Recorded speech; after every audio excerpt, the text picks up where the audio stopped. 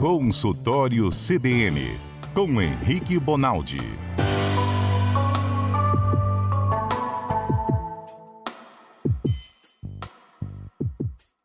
Ei, doutor Henrique, boa tarde, tudo bem? Ei, Mário, tá bom? Boa tarde a todo mundo aí, como vocês estão? Nós estamos bem, graças a Deus. Em cima da terra, Graças a embaixo Deus. do céu, nós estamos bem, né? Positividade tóxica, né, Mário? Mas tudo bem. É. E trabalhando, tem dinheiro. E trabalhando, isso aí. E com saúde. E com saúde. Isso é positividade tóxica, você acha? É um pouquinho. Eu não acho, não, é positividade, Adalberto. Positividade, o que é positividade tóxica? Positividade Desculpa, tomou não, êxito, desculpa, doutor porque eu não sei o Henrique. que é, Adalberto. Não, ó o intriguento. Pera aí, Adalberto, eu não sei o que é isso. O que é Não, isso? é porque Desculpa a positividade ignorância. tóxica, doutor Henrique, é um sentimento de que, assim, tá tudo bom, entendeu? Tá tudo pra cima, tá tudo positivo. É a pessoa que desconsidera que às vezes tem coisa que não tá tão boa, entendeu? Desconsidera a queixa alheia, por exemplo. Fala, pô, Adalberto, eu tô tão mal, cara, tô me sentindo mal, sabe? Minha vida tá difícil. Aí Aí Adalberto a fala, você é Adalberto besta, vira e fala Mário. assim, é isso, Você é vai besta, melhorar. você tá em trabalho e fica reclamando. Eu falo, não, Adalberto, só queria falar, você fica tudo reclama da vida. Mas, Adalberto, eu não posso me... Pode não, entendeu? Isso é positividade Vai tóxica. melhorar, entendeu? Olha, Mas o que eu falei foi só isso, estamos em cima da terra, embaixo do céu, nós estamos bem. Também. Bem. É isso, doutor Henrique, tudo... Entendeu? Entendi. E não quis nem saber também, entendeu? Mas bobagem Pula você tá falando? positividade Vamos para as tóxica, vai, perguntas, vai, né, Henrique? perguntas. Melhor, né? É porque eu acho que eu tô praticando esse trem de vez em quando, por isso que eu tô pensando aqui. Rapaz, então reflita, hein? Eu pratico É. direto positividade tóxica. Eu toxico todo mundo na positividade aqui. Vem reclamar, fala de ser besta. Para de reclamar da vida. Tá Mas aí trabalhando, já tá tem- acordando cedo, Mas vai já tomei um trabalhar, presta atenção, trabalha. já que eu posso estar sendo positividade tóxica. E não é bom. doutor. Não, deixa eu justificar alguns pontos que são importantes.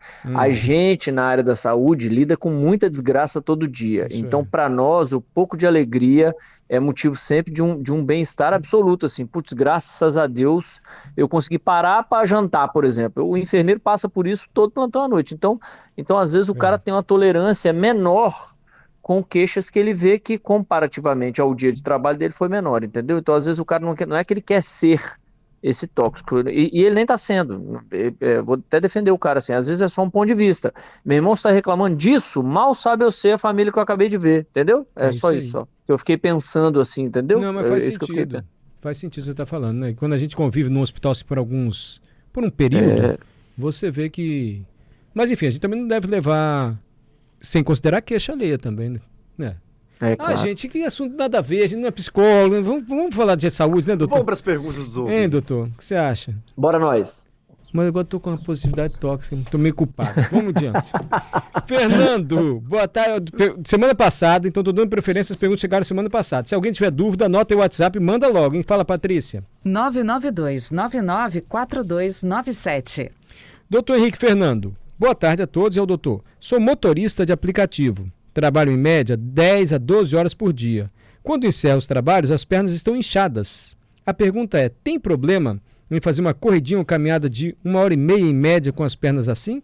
Obrigado e parabéns pelo quadro. Os assuntos sérios, mas vocês me fazem rir. Olha aí. Obrigado, Fernando. A perna está inchada. Ele ficou 10 horas lá dirigindo. Mesmo assim, ele pode fazer uma caminhada? Fernando, pode desde que você tenha passado por um cardiologista ou por um médico muito bom, um angiologista, que é um cara capaz de separar você dessa alteração simples versus você ter uma doença grave. Porque inchaço nas pernas pode ser desde algo muito simples, desde algo muito grave. Grave no sentido de você pode ter um problema no coração que você nem sabe que você tem, e às vezes o primeiro sintoma é mesmo a perna. Nesses casos, não é que não é permitido fazer a caminhada, é que a caminhada precisa ser acompanhada, porque o esforço físico nesse inchaço, que é decorrente de uma doença mais séria, ele pode degringolar para algo ainda pior. Agora, um pedido que eu ia te fazer, Fernando, é o seguinte: você melhora muito esse edema que você está falando se a cada 4, 5 horas você parar por 20 minutos, meia hora e caminhar por 20 minutos, meia hora. Antes do inchaço ficar muito grande, você caminhar, porque a panturrilha contraindo, ela devolve esse sangue que está aí na sua perna, no seu tornozelo, de volta para o sistema sanguíneo. E isso evita que você tenha ao longo do tempo, por exemplo, doença de varizes mais chata de ser tratada, mais grave. que esse inchaço, Mário, que nós estamos vendo, ele deixa a veia mais túrgida, ele deixa ela mais cheia, e a veia não tem capacidade de lutar contra isso sem a contração do músculo. Então, parar de 3 em 3, 4 em 4 horas, gastar 20 minutinhos dando uma caminhada, é muito bom, não só porque diminui a chance desse inchaço ao final do dia estar muito grande, como diminui a chance disso ir desenvolvendo ao longo do tempo doença mais séria. Aí, Fernando, quem sabe, uma dica ou sugestão, não sei se adequa à sua realidade, mas vai parar para almoçar e tá na rua como motorista de aplicativo, em vez de parar na frente do restaurante, para 3 ruas antes, pode ser, doutor? Pode ser, para mais longe um cadinho. Opa, se pode. Você tá vendo que é um horário que tá de trânsito, para um cadinho, 20 minutos, desliga o aplicativo, vai dar uma volta, dá 3 voltas no quarteirão, você vai ver que isso favorece. Agora, passou no médico, viu que não era nada, é só realmente um edema que a gente chama de vasogênico, edema normal, de quem fica mesmo com a perna para baixo. Nós somos um sistema hidráulico, né? Não é nada. Andar depois é bom demais da conta, porque você está devolvendo aquele sangue, você está voltando a trabalhar com as veias melhor, então só precisa afastar a possibilidade desse inchaço não ser tão simples assim, por favor. David, boa tarde, doutor. Há uns 20 dias, acordei com dor abdominal. Durou uns 3 dias, igual quando a gente vai na academia e fica com aquele lugar dolorido assim, mas era dor abdominal. Desde então, a dor passou. Contudo, sinto umas fisgadas no decorrer do dia. Ele acordou com dor abdominal, passou, mas de vez em quando dá uma fisgada, dá uma contraída. Pode ser algo grave? David, a chance é muito pequena de ser algo grave. A gente não consegue extinguir isso só pelo que você conta sem te examinar. A chance é muito pequena porque tem 20 dias. Uma doença grave, Mário, em 20 dias, ela ia ou progredir ou não se resolver tão fácil assim. Não é comum uma doença grave acometer o cara por 20 dias, depois ficar dando uma fisgadinha ou outra. Mas existem, a medicina não é uma matemática, né? Existem situações excepcionais. E aí minha sugestão, acompanha isso, vê no dia a dia como você está indo, hábito intestinal está normal, ou seja, está evacuando normal, com cor normal, com o seu hábito normal, você está comendo coisas saudáveis, você está indo bem em termos de atividade física, não tem nada demais acontecendo e isso tem melhorado, não se preocupe, isso aí vai passar e passou, não estressa também não. Senão a gente fica maluco, né? Tudo que a gente tem precisa procurar um médico, fazer um exame, meu Deus, também não é dessa monta. Mas está sentindo que está voltando a ter, teve outro episódio, as fezes estão diferentes, está sentindo desconfortável, aí eu acho que vale a pena um diagnóstico. O abdômen é sempre uma incógnita. Abdômen você precisa sentar na frente de um cara que te escute e te examine. Minimamente te escute e te examine para dar diagnóstico. Abdômen não é igual, por exemplo, infecção de garganta. Acordei de manhã, fui engolir um comprimido, fui tomar um copo d'água, nossa senhora, palpei uma íngua aqui, pronto, olhei lá, tá a garganta inflamada. Pronto, é um negócio muito simples. Abdômen não é assim, abdômen precisa de uma semiotécnica, precisa de uma semiologia um pouco mais aprofundada, precisa entender o que o cara tá falando, da onde que veio a dor, por que tá doendo, o que ele toma de remédio, o que ele come, é custoso chegar ao diagnóstico. Deduzo eu aqui que essa preocupação maior com o abdômen, que é porque os órgãos estão todos ali, então pode ser um órgão, pode ser outro, é mais ou menos isso? Exatamente, porque, Mário, dá dor, por exemplo, infarto dá dor no abdômen, para você ter ideia. Então, dor no abdômen dá uma dor chamada referida, né? Uma dor que não é aquele órgão ali, mas que está doendo ali, ele está doendo. Então, como no abdômen a gente está falando seguramente de 6, 7 sistemas diferentes, até você topografar isso e dizer onde que o cara tem essa dor, por que está acontecendo essa dor, demora, precisa entender o que o cara está falando, entendeu? Às vezes é uma simples dor de gases. Existe uma entidade, Mário, chamada espasmo de esôfago. O esôfago, ele contrai por ele mesmo, assim, em algumas circunstâncias, e é igualzinho a dor no infarto. Então é danado o cara ter dor no peito que não é do infarto, e ele tem uma dor no peito igualzinha do infarto. Você vai ler, o cara está falando para você exatamente a mesma coisa. Então vísceras, órgãos, não é um trem simples, né? Pele não é tão simples, você imagina o que você não enxerga. Essa pergunta do Thiago é piada ou é pergunta séria do Thiago? Schaefer, suspeita de alguma coisa? Vou ler. Vai. Doutor, se for, não sei. É possível encontrar valor de mercado no cálculo biliar? Em alguns animais, o cálculo na via biliar é considerado uma pedra preciosa. Isso também acontece com a gente? Ninguém vai comprar isso, Thiago. Já ouviu falar disso, doutor?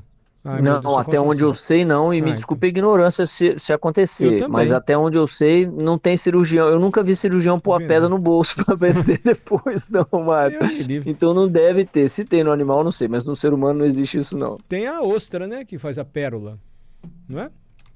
Não é a ostra, gente, que faz a pérola? Pérola? Mas não tem nada, vamos lá. Lílio, nosso ouvinte. Com a vesícula tem que tomar cuidado com os alimentos de difícil digestão, como massas, carnes, etc. Ela já está afirmando. Recomendação do médico da minha esposa. A vesícula auxilia no processo digestivo. Minha esposa fez a cirurgia após a gravidez. Ele só está corroborando aqui. Eu quis fazer um comentário sobre essa questão da alimentação aí, voltado para essa questão da digestão. E vesícula, doutor Henrique já explicou, um sacolinho pequenininho, tipo um sacolinho de chup-chup um pouco menor, mas com um diâmetro um pouquinho maior, que quando a gente come muita gordura, ele joga tipo um detergente ali para ajudar, não é isso, doutor? Exato, Mário, Dalberto Schaefer, é só raciocinar assim, ó, a senhora que está em casa agora, o senhor que está em casa agora, levanta e vai lavar um prato cheio de coisa oleosa, tipo um restinho de manteiga que caiu, ou então uma carne gordurosa que o cara comeu, e passa a mão com água. Uhum. É isso que você vai fazer. Tenta lavar passando a mão com água. Não vai sair. Esse é o seu estômago, o seu intestino recebendo a gordura.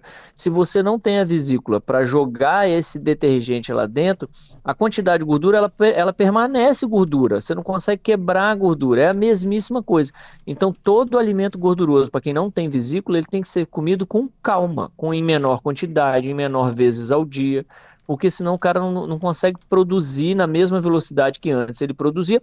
Você, Mário, passa o dia inteiro produzindo esse detergente e jogando para dentro da vesícula. Quando você come uma comida mais gordurosa, a vesícula vai lá e joga lá 10 ml, 15 ml, 20 ml. E o cara que não consegue armazenar, ele consegue jogar para dentro do intestino pouquíssimos ml por hora. Então a gordura fica... E aí é danado para ter diarreia. Esse cara tem uma diarreia chamada esteatorreia. Ele tem diarreia porque as fezes ficam muito gordurosas, porque ele não conseguiu quebrar essa gordura. Então ele vai aprendendo ao longo do tempo a diminuir a quantidade de alimento gorduroso. Entendi. É a vesícula. Devandro. Boa tarde, Mário, Adalberto, equipe da CBN e doutor Henrique.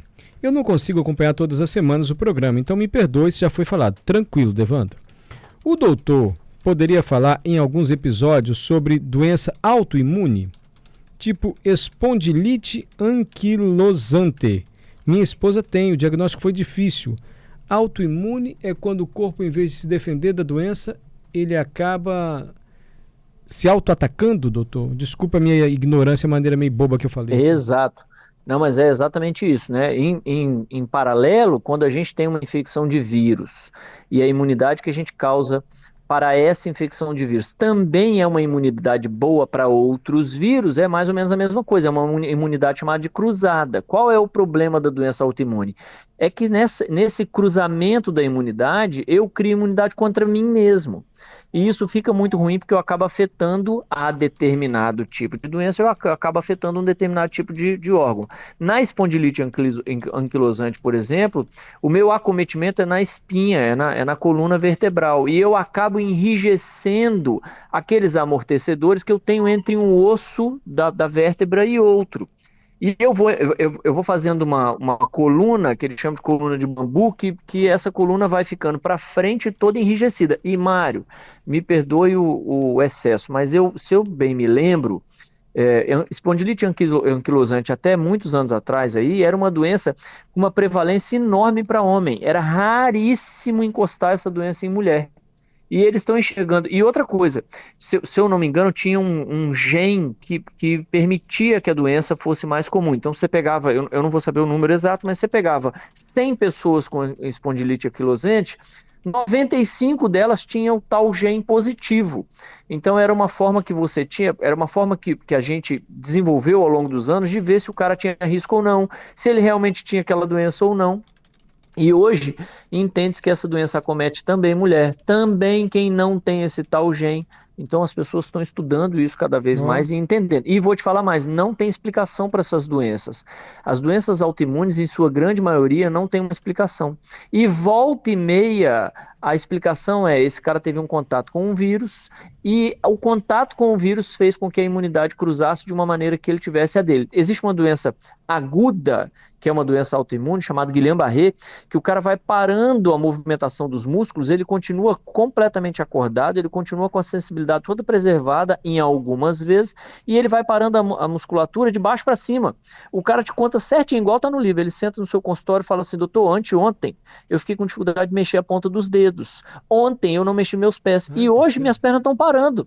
Ele conta direitinho assim, ó. Essa doença é geralmente um cruzamento depois que ele faz uma infecção ou de via aérea, uma gripe qualquer dessa, ou ele faz infecção gastrointestinal, ele faz uma diarreia infecciosa.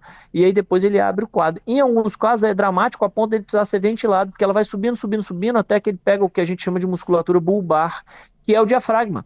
Uma hora ela paralisa até o diafragma do cara e o cara precisa ser entubado e tudo mais. Ele às vezes precisa ser traqueostomizado.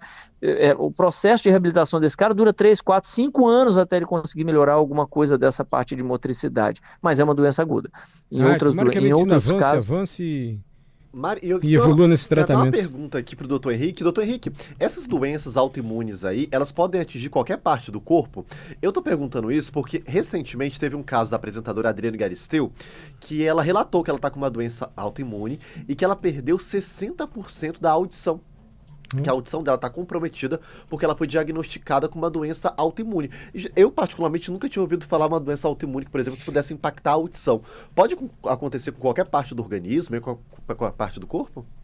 Pode. Algumas doenças reumatológicas, Adalberto, como por exemplo lúpus, artrite reumatoide, elas têm um cunho de autoimunidade muito grande e mais do que isso, elas de vez em quando elas exacerbam, porque são doenças que eles chamam de remitência, né? Que ela vai e volta. Ela dá uma crise no cara danada, depois ela sossega e fica, sei lá, 6 meses, 1 ano, 2 anos sem dar nada no cara. Nessas vezes, volta e meia, ela comete múltiplos órgãos. Então ela dá uma pancada no cara e deixa o cara cego, volta, ela para. Aí depois ela dá outra pancada, rebenta o rim do cara, quase do cara dialisar, e ela para. Aí daqui a pouco ela vai lá e faz uma miocardite, que é uma infecção do coração, dilacera o coração do cara, deixa o coração do cara igual a moringa, aí ela para. Então isso existe na medicina. Por isso que volta e meia a gente conversa de coisas aqui, que quando eu percebo que tem nuances de doença que pode ser que não me interessa se é 0,00,1%.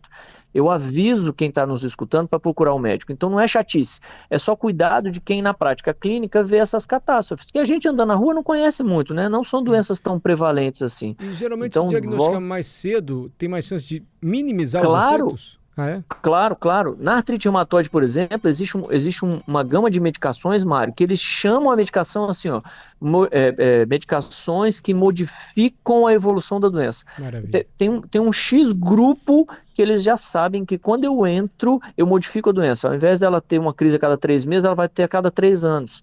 É mais ou menos o que a gente faz no infarto quando eu sei o grupo das medicações que mata o cara depois. Sim. Então eu sei hoje as medicações do infarto que diminuem só a dor, não, você só para a dor, mas o cara morre no mesmo dia que ele ia morrer. E eu sei as medicações que estendem o tempo de vida dele com qualidade e melhor tempo de vida. Então eu brinco no consultório que eu mato ele depois. Ó, você toma isso aqui, cara. Boa, porque... né, doutor? Você tem umas brincadeiras agradáveis no consultório? Não, é muito não, mas agradável. mas é pro cara entender, Mário, porque Sim. se eu falo assim, isso aqui modifica a sua mortalidade, o cara Sim, sai sim. do consultório convulsionando, ele não sabe o que eu falei. Não é do ato dele, o cara é engenheiro, às vezes, então é um jeito mais fácil de eu explicar pro cara que ele ia morrer em 2027, agora vai morrer em 2037, porque a medicação causa tempo de vida com qualidade de vida melhor. É a mesma coisa na doença autoimune, quanto antes, melhor. Aí você imagina esse paciente em dezembro de 2036. Puxa vida, ele falou que ia morrer em 2037. Vamos lá. Ó, o David, do Dor no Abdômen, tá mandando um agradecimento. Falou o seguinte, passou minha dor, tá? Tá agradecendo primeiro ao senhor, fui ao médico, tomei 5 dias de ibuprofeno, 600 miligramas e Buscopan. E até o momento parou as fisgadas. Obrigado aí, médico Henrique Bonaldi, pela orientação. Tá feito o registro. Graças a Deus. Massa. Felipe, estou sentindo uma dor na região sacrolombar e quadril. Sacrolombar sacrolombar é qual, doutor? Sacrolombar? A gente chama de lombosacra, né? O nome geralmente é dado crânioencefálico, ele é dado primeiro da cabeça para os pés, então chama lombosacra. É o final da região lombar, que a gente chama de lombar, aquela curvazinha que a gente tem aqui antes da bunda. Sim. E o sacro é aquele osso que ele é igual um triângulo, ele é como se fosse a mão da gente fechada assim, com a ponta do seu dedo virada para o chão. É mais ou menos, é difícil explicar de longe, mas o sacro é essa região final. Entendemos. E quadril, tá doendo ali. O sacro ele é um triângulo que equilibra a sua coluna em cima dele e se ancora na pelve, que é esse quadril da gente aqui. Ele tá com dor aí e no quadril. E irradia pro glúteo direito, pro bumbum direito, não é isso? Quando estou sentado, aí dói muito. Para me curvar para frente ou levantar, a dor é mais forte ainda. Então ele tá com dor na região sacro-lombar que vai andando pro bumbum do lado direito. Tem Quando vai cara pra de frente, pior ciático ainda. isso. Ah, ciático. Já fui ao médico, fiz uma TC. Que diabo que é TC? Tomografia computadorizada. Computadorizado, que eu estava dizendo aqui. Não deu nada. O médico falou que era síndrome de piriforme e me passou corticoide de pirona. Ah, isso é muito legal. Quer dizer, Mas muito olha aí, interessante. mas ele continua. O médico falou, isso aí é síndrome de piriforme, passou corticoide de pirona. Estou há 2 meses nessa, mas a dor melhora e volta depois. Isso vai demorar para curar, aí. doutor? Não, piriforme é um negócio muito, muito difícil. É o seguinte, Felipe, atenção, lá Felipe. dentro... Desculpa, Mário. Não, eu só estou avisando ele, o ouvinte Felipe, para ele prestar atenção. É assim, lá dentro do glúteo da gente, a gente pensa que a bunda da gente é esse músculo grande que de vez em quando a gente olha para os outros, né? Não é. Lá dentro desse músculo grande tem um monte de músculo pequeno e forte, que é quem faz você conseguir, por exemplo, fazer a rotação da sua perna. Então, quando você pega o dedão e faz o dedão ir para um lado e ir para o outro e o seu quadril mexe, esse movimento ele é um movimento cuja culpa é desses musculinhos pequenininhos. Nós estamos falando dos músculos do tamanho mais da extensão de um dedão, do dedo da mão, assim, mais ou menos, que ajudam a fazer essa contração para rodar. Um desses músculos é o tal do piriforme. Qual é o problema do piriforme? O piriforme tem 2 cabeças que eles chamam. O piriforme, ele deságua num local só, mas ele nasce de 2 pontos diferentes. Ele faz tipo uma tesoura. E no meio dessa tesoura passa um pedaço do nervo ciático. Ou seja, quando eu tenho problema nesse músculo e esse músculo ele fica desconfigurado, vamos pensar assim, ou ele está mais forte do que deve, mais tenso do que deve, ou ele está numa posição que está atrapalhando ele, esse músculo acaba fechando essa tesoura em cima do nervo. O que acontece? Você sente dor. E aí você tomografa e o cara está com os ossos todos normais. Aí, síndrome do piriforme. Como é que trata isso? Fisioterapia, remédio e mudança de hábito. De vez em quando tem um cara que usa carteira. Era muito comum, né, Mário? Há 20 anos atrás as pessoas usavam uma carteira grossona em um dos lados, em uma das bandas. E aí o cara tinha muito isso. Aí era só tirar a carteira que às vezes melhorava. Ou seja, era só um desequilíbrio ali estrutural. Melhorou a estrutura, melhora o músculo para de pinçar o nervo. Então tem tratamento esse negócio aí. Não desiste não. É difícil, é chato, dói pra burro isso. Inclusive na hora de tratar, volta e meia a fisioterapia tem umas manobras que faz alongar esse músculo e dói feito não sei o quê. Mas depois melhora. Vai melhorar, Felipe. Henrique, obrigado. Tem mais dúvidas? Semana que vem a gente retoma, pode ser? Vão com Deus, gente. Boa semana, viu?